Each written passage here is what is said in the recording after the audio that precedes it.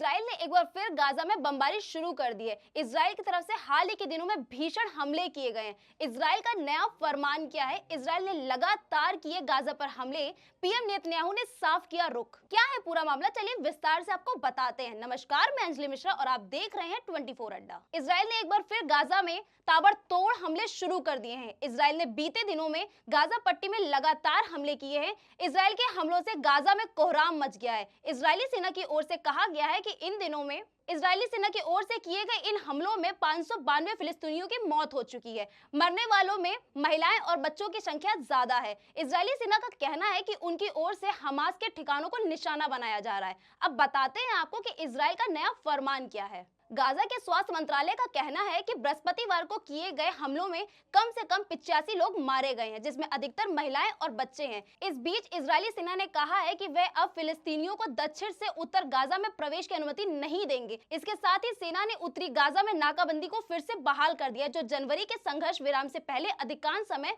युद्ध के दौरान कायम थी।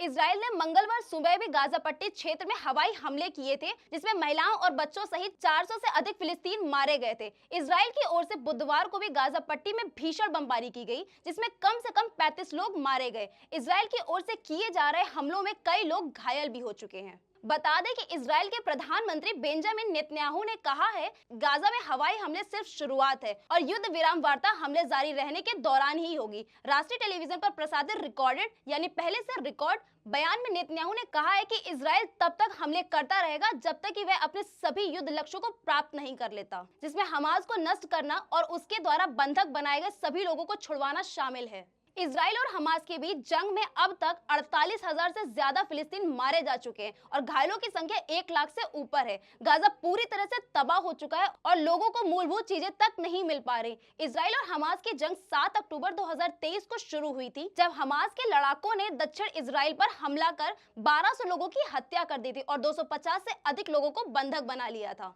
इसके जवाब में इजराइल सैन्य कार्रवाई कर रहा है, जो लगातार जारी है। अब देखना यह है कि आखिर ये युद्ध अब विराम कब होगा, और इससे संबंधित अपडेट्स को पाने के लिए देखते रहिए 24 अड्डा।